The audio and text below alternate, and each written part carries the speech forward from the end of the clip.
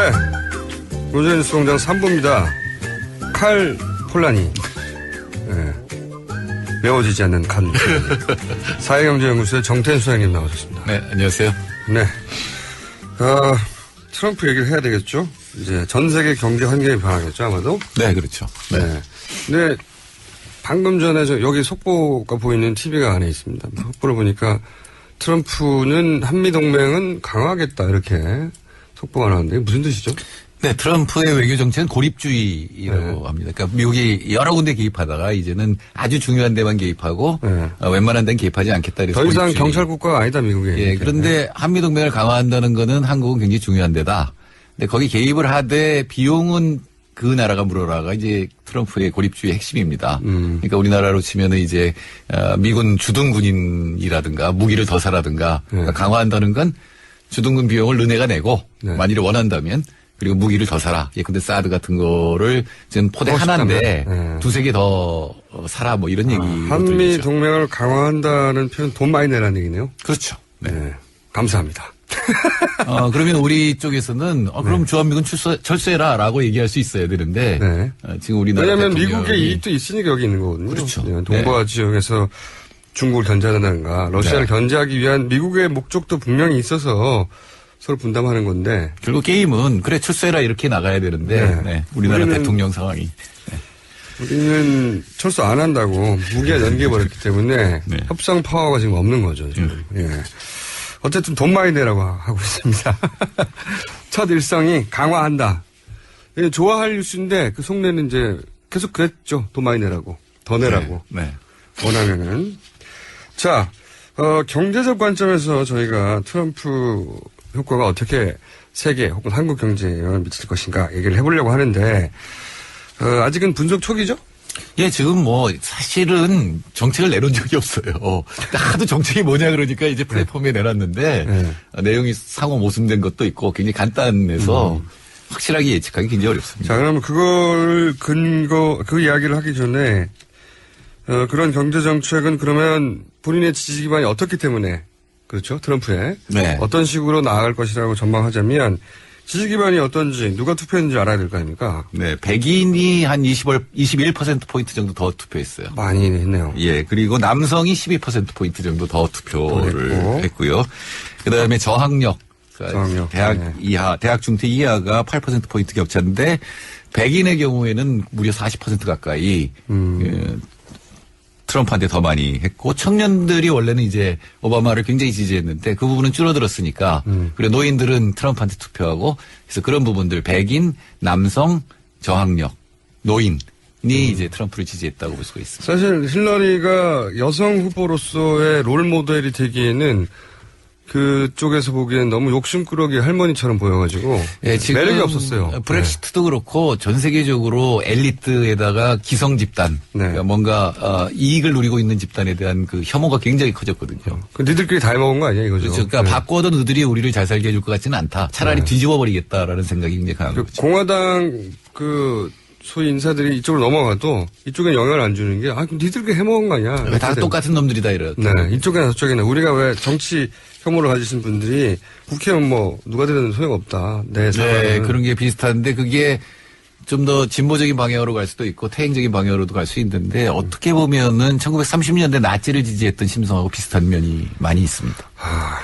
저도 유사하게 생각하는데 사실 이런 주장들, 이런 이야기들은 진작에 미국 남북전쟁 시대에 백인 우월주의자들, KKK단이 주장했던 거하고 그대로 유사한 내용이거든요, 이게. 그렇죠. 네. 그게 이제 유색인종으로 확대됐을 뿐, 그거를 가장 미디어 시대에 맞게 잘 유포한 게 이제.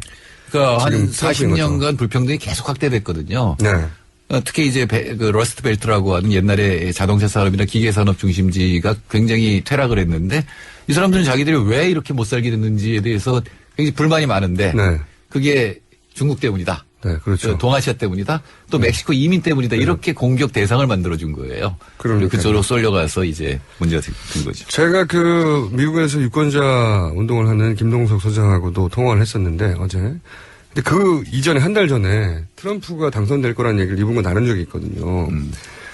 근데 저는 이제 지금 말씀하셨듯이 이것이 공화당 민주당의 대결이 아니라 그동안 받았던 계층들이 소위 지배 계급에 대해서 불만과 불신을 가진 자기들이 왜 이렇게 못 살게 됐는지 모르겠는데 결국은 당신들 때문이 아니냐고 말하는 그 사람들과의 대결이라 지금 주류 언론이 보도하는 뭐 민주당 공화당 대결론은 해설이 안 되고 결국은 트럼프가 역전 우승할 것이다.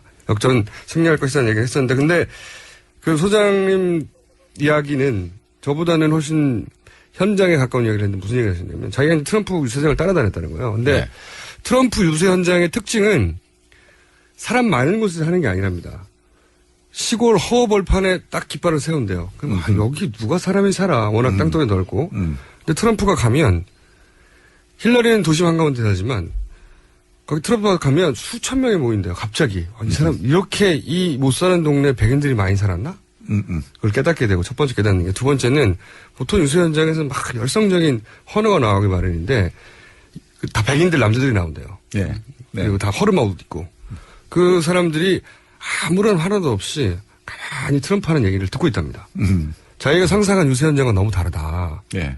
다른데 자기들이 왜 못 사는지 모르지만 이 사람이 얘기를 해주는 걸 듣고 있는 거예요. 아, 내가 그래서 못 살았구나. 네.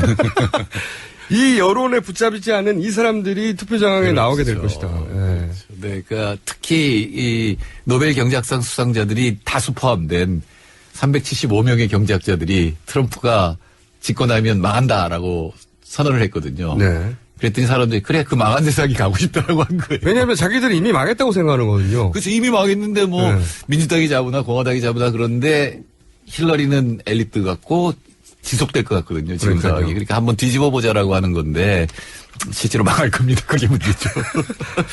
40여 년간의 그 경제적 어떤 불평등. 네. 이 끝에 다다라 미국이 선택한 탈출구가 겨우 트럼프인 거죠. 그렇죠. 미국 네. 계층들이, 그 소외받은 계층들이. 그게 답이 아니라는 걸 깨닫게 되면 얼마나 미국이 큰 그러니까 이렇게 잘 보면 캘리포니아 부분이 압도적 지지잖아, 힐러리에. 그게 네. 이제 IT이고 첨단 산업이고 이 사람들이 지적인 사람들. 먹고 사는 사람들이죠, 그리고. 예. 그리고 월스트리트인데 이 사람들의 편을 드니까 기존의 어떤 전통 제조업 입장에서는 굉장히 소외를 느끼는 거죠. 저는 너네 잘났다 이런 거죠. 그렇죠. 당신들 잘난 거 알겠는데 우리는 못 살아. 예. 네. 계속 그쪽만 지원하고 발전시키면 우리는 계속 못 살 거 아니냐라고 하는 게 있고 그건 분명히 트럼프가 잘 짚은 거라고 볼 수가 있죠. 그렇죠. 근데 그거를 이제 그 뭐랄까 증오의 힘으로 당선된 거죠. 그렇죠. 예. 네. 그거를 용어로 치면 르상띠망이라고 방향을 모르는 분도 이런 게 지금 가득 차 있는 거죠. 방향이 그렇죠. 없어요. 사실은 이 브렉시트 그렇고 이 부분이 과거 전통적으로 민주당이나 노동당 지지자 계층이거든요. 맞습니다. 근데 그들이 돌아선 거고 이들이 계속 첨단 이런 거 계속 얘기해봐야 이 사람들한테는 다가오지도 않고 오히려 내가 나빠진다고 생각하게 되니까 반대를 찍어버리고 우리나라도 이명박 대통령 찍을 때 비슷한 심정이 있었던 거죠. 그런데 이 사람들이 이제 다 사기를 당한 거란 말이죠. 그러니까 예를 들어서 미국이 못 사는 걸 멕시코 때문이라고 말해버리고 네. 간단합니다. 일단 복잡한 경제적인 설명 없이 간단하게 이해되니까 그런가 보다 하고 달려갔는데 이제 그 거짓말을 유지시키려면 또 다른 거짓말을 해야 되잖아요. 계속해서. 거짓말이 아니라 실제로 정책을 쓸 수 있는 게 있죠. 예를 들어 중국 때문에 우리가 그런다 그래서 실제로 그렇게 하기 굉장히 어렵겠지만 중국 수입품에 대해서 관세를 45%까지 올리겠다고 지금 주장했거든요. 그렇군요. 그러니까 중국하고 미국은 굉장히 마찰이 심해질 가능성이 높습니다. 100%입니다. 그러니까 그 거짓말을 사실로 만들기 위한 작업을 할 거라는 거죠, 제 말은. 네, 근데 그거 중에 제일 쉬운 게 뭐냐면 외국에 대해서 압력을 가하는 거죠. 그 중에서 이제 우리 같은 경우에는 한미동맹 유지하려면 돈 많이 내라는 거고요. 네, 동아시아가 타겟이고 왜냐면 동아시아 쪽의 수출이 어마어마하거든요. 네. 우리나라도 미국 무역 흑자가 한 280억 달러 돼요. 우리나라 전체 흑자가 한 1,050달러인데 50억 달러인데 미국의 수출은 10% 정도 하는데 흑자는 30%예요. 아, 그렇구나. 그럼 이제 이거 환율 조작했다고 이제 주장할 거고 환율 지금 관찰 대상국이거든요. 네. 그러니까 무역 수지 경상수지 흑자가 GDP의 6% 이상이면 이제 대상국인데 우리나라는 9%거든요. 그러니까 우리나라 환율이 그러니까 우리나라 돈의 가치가 올라갈 수 있군요. 그렇죠. 그렇게 들으면 좋게 들리는데 수출에는 나쁜 거죠. 건데 네. 이제 일단 1년간 유예 기간을 주고 시정해라. 근데 안 시정하면 환율 슈퍼 300일조라는 게 있어요. 그게 뭡니까?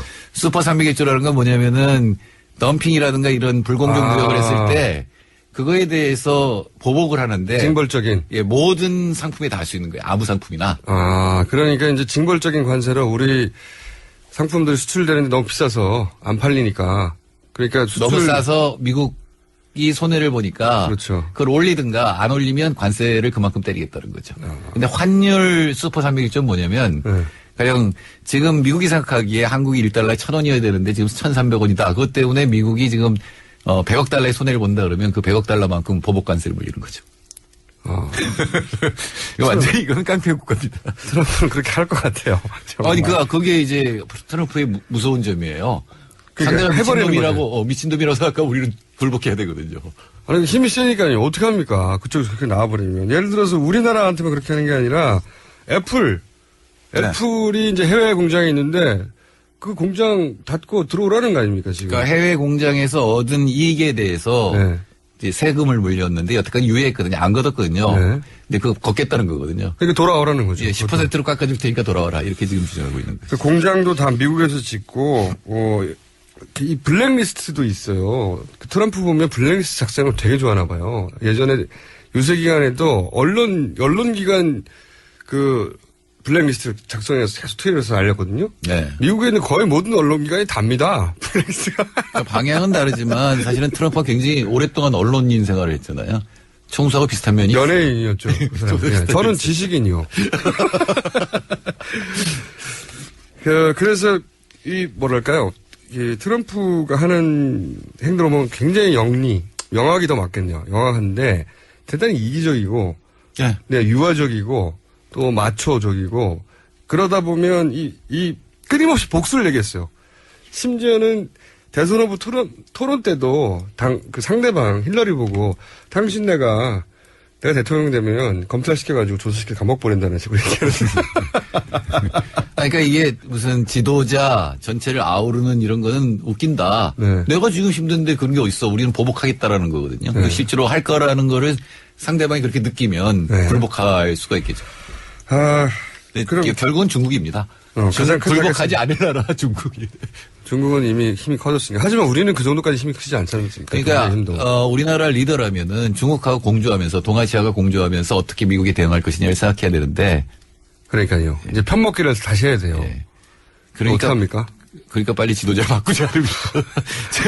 지금 더 중요한 건 외치예요. 지금 이 트럼프가 이렇게 나오는데 아직 취임 안 했지만 갖다 선물을 안길 가능성이 굉장히 높거든요. 특히 TPP 문제라든가 한미 FTA 재협상 문제라든가 이런 거에 대해서 굉장히 굴복해버릴 가능성이 높거든요. 가장 큰 문제는 자동차 그리고 농산물입니다. 그런 협상들이 이제 앞으로 계속 벌어질 텐데 연쇄적으로. 네. 그것도 앞으로 1년 이내에 대부분 벌어질 것 같은데. 그렇죠. 가장 힘이 셀 때. 네, 빨리 성과를 내야 되니까. 그리고 성과가 가장 빨리 나는 건 뭐냐면 대외 관계거든요. 얘들이 굴복했다는 걸 보여주는 거거든요. 그리고 언론에서 이제 트럼프가 박근혜 대통령에게 전화해서 화기애애했다고 하는데 그럼 뭐 화를 냅니까? 화기애애하죠 처음에. 근데 그거를 이제 큰 뉴스라고 이제 계속 속보로 내버렸는데 그 뉴스 나올 때 아베는 만난다고. 예. 우리는 전화할 때 화기애애했다고 뉴스를 내보내고 아베는 만난다고. 이 차원이 다른 거죠. 아니 저는 그건 다행이라고 생각해요. 만나면 더 큰일이죠. 트럼프 입장에서 웬 떡이냐 였거든요. 듣고 보니 그러네요. 설득돼 버렸네. 네. 전화 통화만 하는 게 낫겠네요. 네. 감사합니다. 전화 통화를 해가지고. 이게 이런 외교를 일본도 지금 급한 거군요. 야, 저 사람이 전면적인 근데 일본 경우는요. 네. 일본이 지금 재무장을 지금 하고 싶어 하잖아요. 네. 그리고 미국은 동아시아에 들어가는 주둔비를 줄이고 싶잖아요. 그러니까 얼마나 좋아요. 이게 맞아떨어지기 때문에 그러니까 일본이 군사화하고 거기에 투자하는 거는 곧 미국의 비용이 줄어드는 거거든요. 중국을 견제하는 비용이. 그러니까 이쪽은 맞아떨어지는 부분이 있는데. 그러니까 빨리 만나려고. 예. 그래서 아마도 중국에 대한 어떤 대응책을 만들 겁니다. 둘이서 만나서. 또 제가 답답했던 것은 우리 정부의 대응이 궁금하니까 지금 도저히 예상치 못했던 일이 벌어졌으니까. 근데 정부는 시나리오가 있었어야 하는 것이고, 그죠? 당연히. 이런 일도 있고 저런 일도 벌어질 수 있고. 그래서 이제 외교부에도 묻고 기자들이 물었단 말이죠. 그랬더니 답변이 뭐냐면 오바마 행정부가 아직 남았기 때문에 우리는 오바마 행정부를 파트너로 삼으면 된다라고 하는데 이게 말도 안 되는 소리죠. 우리 정부는 그게 없잖아요. 누가 사령탑인지가 없잖아요. NSC가 자기가 사령탑 아니라고 주장하고 있고. 컨트롤탑 아니라고 하니까. 대통령은 잠적하기 일쑤고. 자, 그러면 이제 우리 한국의 영향으로 예를 들어서 FTA 재협상은 당연히 하겠네요. 네. 네. 할 거고 특히 이제 자동차라든가 이런 자동차 관세를 올린다든가 그다음 또 하나가 문제가 되는 게 무역구제라는 게 있어요. 이건 뭐냐면은 보복하는 거거든요. 보복. 예, 덤핑에 대한 보복 이런 것들이 지금보다도 훨씬 더 강화될 가능성이. 트럼프는 보복의 화신이에요. 블랙리스트, 예. 보복 이 단어를 끊임없이 주장합니다. 그러니까 우리 정부는 지금 한국이 굉장히 불리하게 맺은 게 지적재산권 서비스 투자 이런 부분이거든요. 그러니까 이 부분을 가지고 완화시키지 않으면 못 들어주겠다라고 대응을 하고 트럼프가 화내면서 그럼 폐기하자. 그럼 예스를 해야 되는데. 네. 비즈니스 딜에 또 강하거든요. 예, 다른 거는 모르겠지만 제일 문제가 되는 데는 물론 농민들은 언제나 문제였지만 현대자동차입니다. 아 그렇구나. 예, 한국 정부가 노무현 정부가 자기들이 한미 FTA 했을 때 제일 잘한 게 자동차라고 선전을 했고. 네, 그래서 미국 사실은 자동차 제조업체들도 그 FTA에 반대했었죠. 예, 한 번 재협상을 했잖아요. 네. 근데 이거를 이제 더 이제 불리하게 뒤집겠죠. 예, 할 가능성이 굉장히 높습니다. 그러면 우리 내년에 성장률은 굉장히 타격을 받을 수도 있겠네요. 근데 사실 미국의 수출은 10%인데 우리가 우회 수출들이 있거든요. 중국의 수출을 위해서 중국 제품이 들어가는 게 있는데 만약에 중국 제품이 45%를 때려버리면 그것도 막히니까. 예, 우리 중국 부품 수출이 오히려 줄어들어서 타격이 있을 수 있습니다. 타격이. 우리가 지금 쉽게 알지 못하는 것 중에 또 그 변화가 있을 게 뭐가 있을까요? 보호주의다, 미국의. 네, 제일 큰 거는 미국이 이제 사실 미국이 화석연료 매장량이 세계 1위거든요. 석탄이라든가 시일가스라든가 그다음에 석유 이런 것들. 안 퍼내고 있잖아요. 예, 그걸 퍼내겠다는 거죠. 그러니까 이제? 예, 재생에너지 산업이라든가 환경산업에 대한 보조금이 굉장히 많거든요. 네. 그러니까 미국에서 전기차 사면은 거의 1,000만 원 보조금을 줘요. 예. 그런 거 다 없애고. 공장 시대로 돌아가는 거네요? 예, 그게 지금 공약이잖아요. 그러니까 과거에 미국이 굉장히 번성했던 그때 화석연료 시대로 돌아가서 미국을 세계 제1위로 다시 올려놓겠다라는. 제조업을 다시 살리겠다. 예, 그건 사실은 굉장히 일부 맞는 얘기. 미국 입장에서 보면 그죠. 예, 고용에서 굉장히 중요하니까. 예. 그러면서 맞고 그다음에 또 근데 이제 굉장히 모순되는 게 많다 그랬는데 그리고 이민을 안 받으면 제조업 못 하거든요. 근데 이민은 맞고 제조업은 하고. 트럼프가 일관되고 완전한 세계관을 가지고 있지 않잖아요.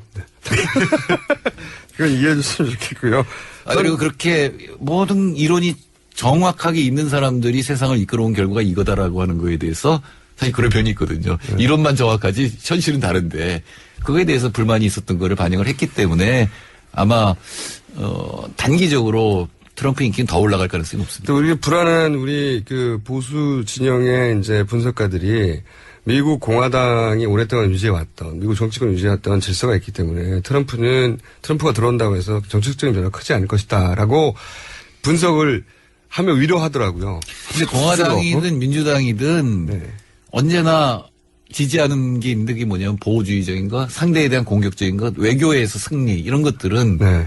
애국주의. 그것의 극단이 이제 트럼프인 것이고. 사실은 네. 힐러리도 민족주의였고 이 트럼프도 민족주의였는데 그 부분에 관해서는 의원들이 그걸 갖다가 견제 안 할 거거든요. 왜냐하면 자기 주의 이익이 걸려있기 맞습니다. 때문에. 네.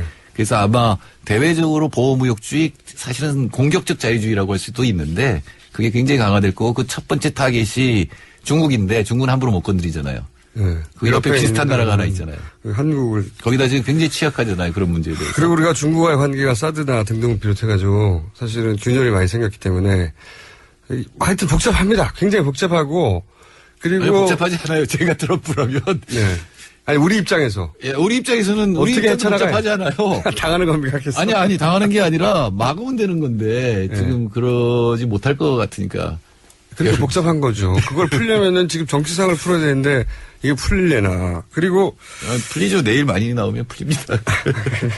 저 생각 듭니다. 저는 미국이 소위 이제 빨간주, 파란주 민주당을 지지하는 상대적으로 좀 진보적인 주하고 그리고 그 소득수준도 높고 그런 주하고 아닌 주가 확연히 구분되잖아요. 네. 네. 근데 미국은 이제 연방이어서 주만의 독립성이 굉장히 강하잖아요. 네. 네. 사실은 선거제도도 다 다르고 모든 게 다 다른데 이 사람들이 주 연방을 탈탈다는 주장이 나오지 않을까 하는 생각도 저는. 아니, 있긴 있는데 뭐, 네. 그렇게는 되겠습니까? 그러니까 이게 빨간 거 파란 거 그 지도를 쫙 보면은 거의 비슷해요, 오바마 때랑. 네. 근데 이 오데오 밑에 있는 네. 러스트 벨트라는. 예전에 잘 나가던 공업지대가 망했죠. 미시간이라든가 시카고가 거기가 돌아선 거거든요. 거기 큰 인구가 많은 쪽이 돌아서. 받아들이지 못하는 사람들이 이제 우리는 연방을 탈퇴하겠다. 합중국이 더 이상 아니라 쪼개지는. 아니, 영원한 제국이 어디 있습니까?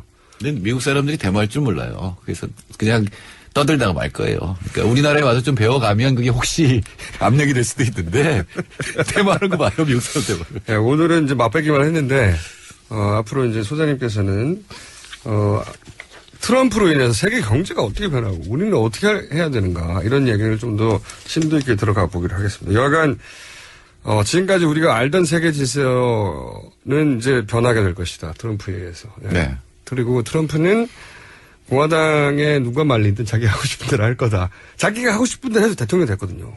그렇죠. 특히 이제 대외적 공격적인 대외 정책 이런 것들은 의원들도 다 동의할 거기 때문에 그거 먼저 할 거다라는 건 확실합니다. 그리고 저는 한 가지 두려운 점은 뭐가 가장 두렵냐면 트럼프의 이제 과거를 쭉 보면 승부수사적 기질이 대단히 강하고, 그렇죠. 예, 대단히 강하고 누구도 예상치 못한 전통적인 방식을 벗어난 자기의 배포나 감각이나 느낌으로 승부를 했고 그게 통해 와서 대통령까지 돼버렸어 이제. 네. 그러니까 우리 뭐 미국 주류 언론도 99% 틀린 거 아닙니까? 우리가 예상하는 방식이 아닌 것으로 마구 치고 들어올 거라는 거죠. 근데 확실하게 100% 예상되는 거는 보호무역주의예요. 네. 그거는 뭐 이 한국의 어떤 정부가 어떻게 대응할 것이냐에 대해서 굉장히 정교하게 또 강단 있게 대응을 해야 되는데. 그래서 트럼프 정도로 나오면 여기서 굉장히 유연하고 사고방식이 열려있고 철학이 분명한 지도부가 이걸 대처해 나가야 되는데 상상력을 가지고. 네. 지금 상황은 대처할 사람 대장도 지금 정해져 있지 않습니까? 특히 중국과 공동대화하는 건 굉장히 중요하거든요. 근데 지금 이제 상황이 별로 안 좋습니다. 알겠습니다. 오늘은 트럼프 그 이후의 세상에 대한 경제로 바라본 세상에 대한 맛보기였습니다. 맛보기였고 다음 주부터는 좀 더 들어가 보겠습니다. 지금까지 칼 폴라니 사회경제연구소의 정태수 소장님이었습니다. 네, 감사합니다. 네, 불친절한 AS 시간입니다. 첫 브리핑 시간에 문자가 많이 왔습니다. 네, 제가 너무 말을 많이 한다고 좀 말려라 쟤를 등등 문자가 아주 많이 왔네요. 네. 제가 방송한 이래로 PD, 작가, 게스트, 심지어는 방송사의 사장님도 게스트보다 말을 많이 하지 말라고 말렸는데 다 실패했어요. 네. 안 됩니다, 그렇게.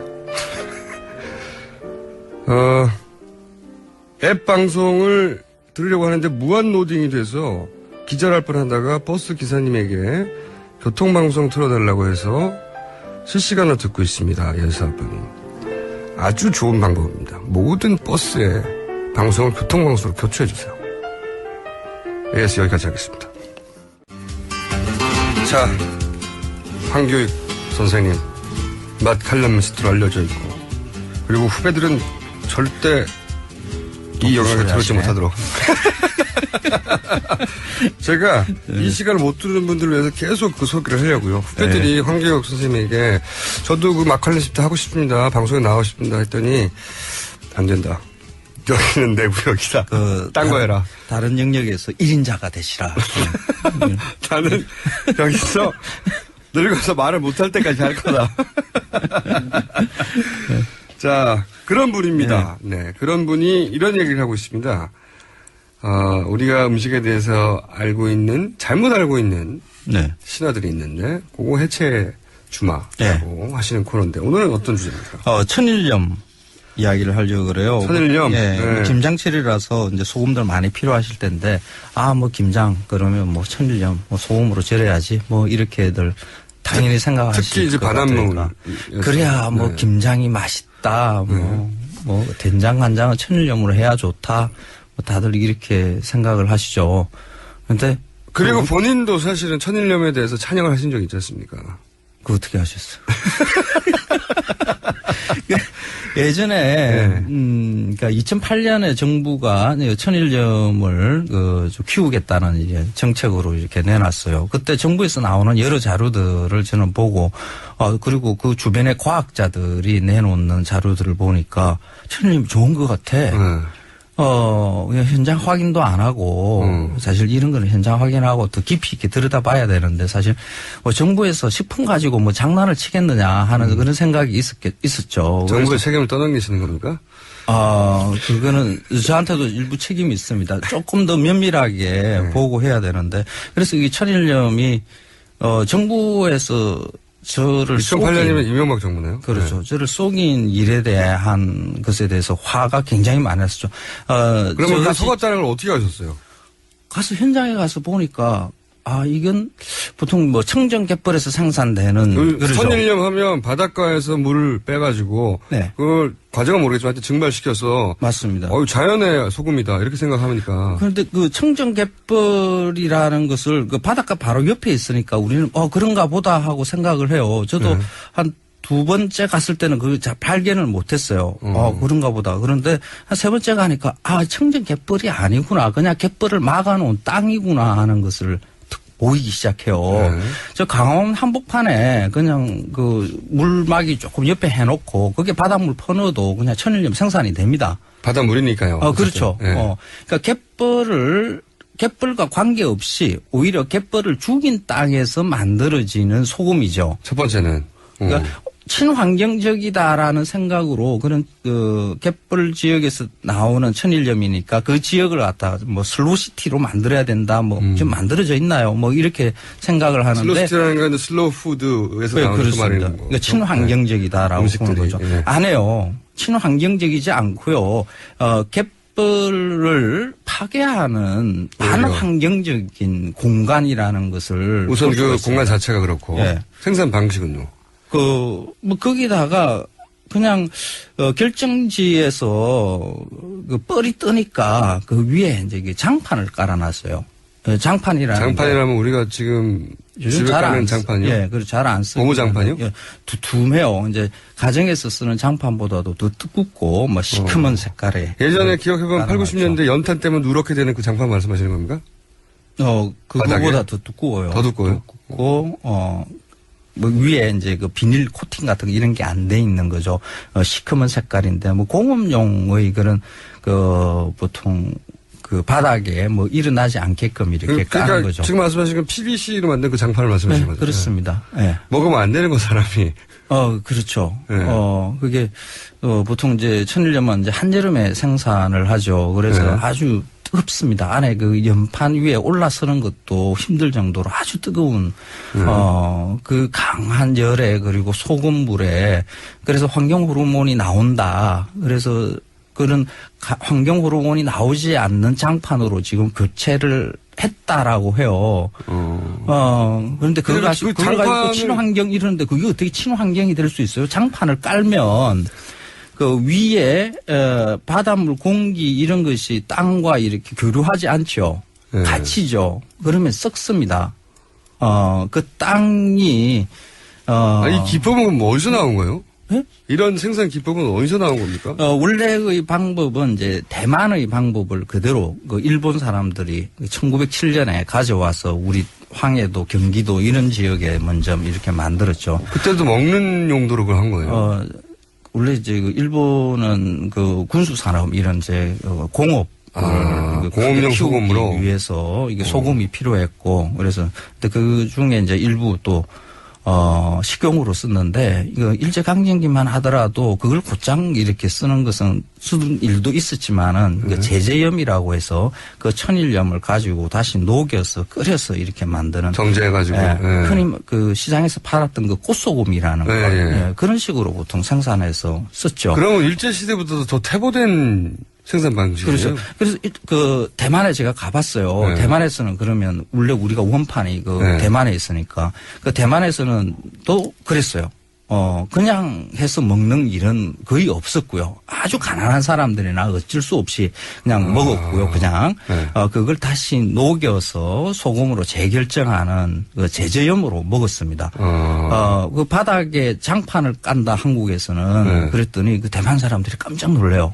어떻게 그렇게 생산을 할 수 있느냐. 사람 먹으면 안 되는데 그렇게 해가지고. 그리고 그런 식으로 한번 해봤던 적이 있대요. 80년대에 자기네들도 좀 더 깨끗한 소금을 생산하기 위해서 했다가 이거는 사람이 할 일이 아니다 하고 굳었다고 이야기를 하고요. 그리고 대만은 지금 천일염은 공식적으로 생산하지 않습니다. 관광용으로 한 2곳 이렇게 남겨두고 있죠. 이거 참네. 그래요? 그걸 그러면 2007년에 들어서 정부가 권장한 이유는 뭡니까? 2008년에 들어서. 2008년에 이명박 정부가 아마 이런 생각을 했겠죠. 경상도 정부니까 네. 전라도 쪽에도 이렇게 뭔가 좋은 혜택을 줘야 된다. 산업 하나 이렇게 만들어서 해주는 게 어떨까. 그래서 그 염전은 박정희 정부 때부터 이제 폐염전 정책을 썼어요. 염전을 없애버려. 네, 없애고 네. 거기에 대한 보상을 하고 뭐 다른 직업으로 이제 돌리는 이런 일을 꾸준히 해왔거든요. 그걸 이제 뒤집죠. 그래서 천일염이 좋은 소금이다라는 것을 그때 당시에 담당했던 그 농식품부 공무원하고 잠시 얼마 전에 이제 만나서 이런 이야기를 했었는데 왜 그렇게 갔느냐 그러니까. 안에 내부에서도 좀 더 반대도 있고 좀 더 정밀하게 좀 검사도 해보고 조사도 좀 해보고 이렇게 했어야 되는데 뭐 그냥 하라는 그런 하라니까 할 수밖에 없었다. 그러니까 그때 보통 이제 그 법안을 만들고 뭘 하고 하려 그러면 좀 그 정밀한 조사가 있어야 되잖아요. 네. 당연히 먹거리인데요. 어떤가? 네. 대만은 지금 어떤 실정으로 하고 있는가? 아니 일개 마칼럼니스트도 가보는데 일개. 아니 정부 정책을 정하는데 그것 조사를 안 해본 겁니까? 좀 황당해요. 그리고 그런 걸 심어놨어요. 우리나라 천일염은 그때 계랑드 소금이라는 프랑스에 네. 우리와 비슷한 천일염이라는 이름을 가지고 유명한 있어요. 소금 있습니다. 네. 예. 그게 세계에서 아주 비싸게 팔리니까 그런 것처럼 우리도 거기서는 장판 안 깔고 거기서는 제조 방법이 완전히 다르죠. 장판 같은 거 없고요. 그 연판에 이렇게 발을 들여놓지 않습니다. 예. 예. 자연적으로. 그리고 아주 비싸게 팔리는 것은 뜨는 소금, 예.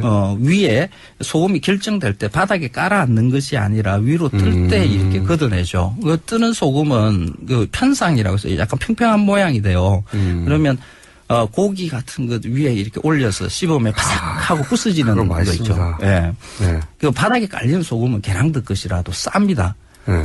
그런 소금, 그러니까 비싸게 팔리는 소금은 우리가 생산하는 천일염과는 전혀 다른 방식이고 그 소금의 결정 구조도 다른데 계량드보다 더 비싸게 팔 수 있다라는 엉뚱한 말을 하는 그런 사람들이 있었어요. 예.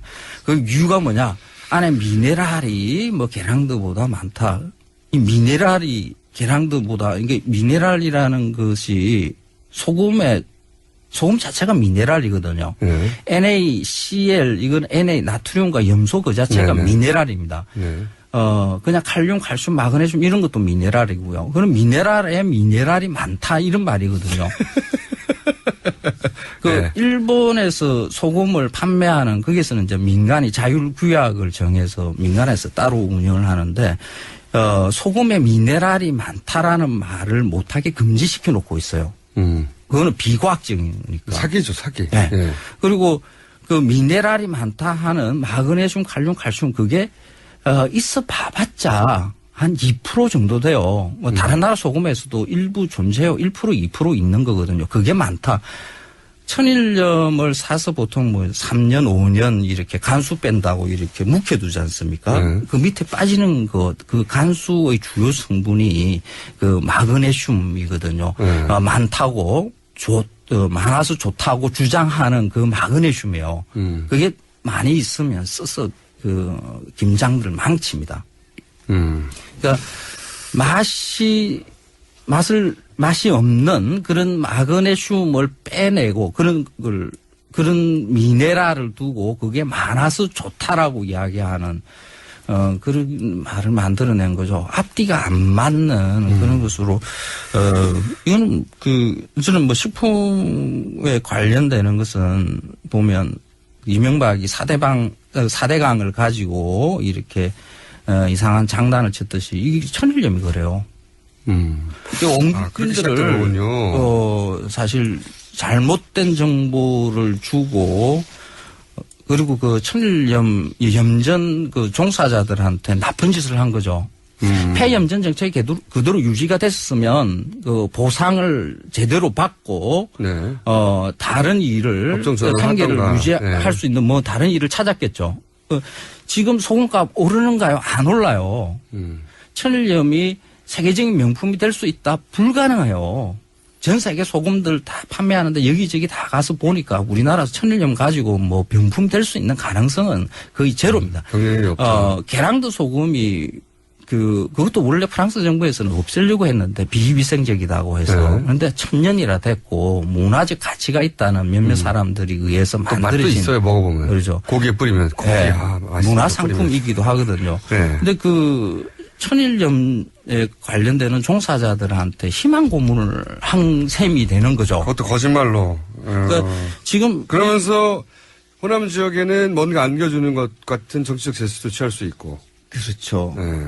그 결과로 이 천일염이 어느 순간 갑자기 마케팅이 강화되고 그랬었군요.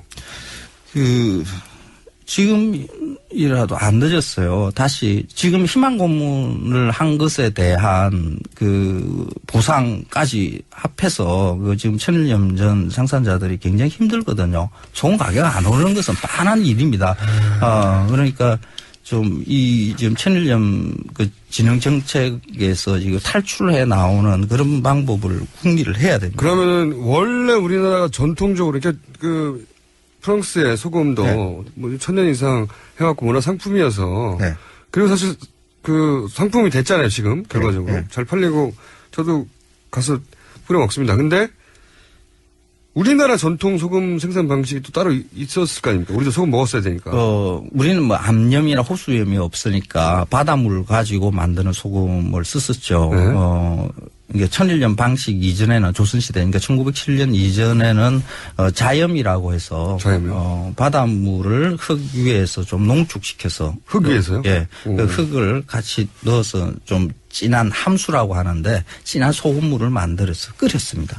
그러니까 끓이는 소금이죠. 흙에 넣어가지고 끓여요? 네, 자염이라고 하는데 흙을 끓이는 게 아니라. 맛있습니까? 근데 그렇게 하면? 좀 자잘한 소금 형식인데 소금은 소금 맛은 그 안에 들어가 있는 성분에 의해서 맛이 뭐 마그네슘 같은 것 이런 거 들어가면 쓴맛이 나고요. 네. 맛을 결정하는 것은 이게 결정 구조입니다. 네. 어떤 모양으로 생겼는가 하는 게 중요할 뿐입니다. 네. 소금은 그냥 NaCl일 뿐이거든요. 그렇죠. 네. 그 소금이 어디에서 생산되든지 간에 그냥 광물이고요. 네. 예. 그때 당시에 정부에서 말한 게 이런 게 있었어요. 광물에서 식품으로 바뀌었다. 네.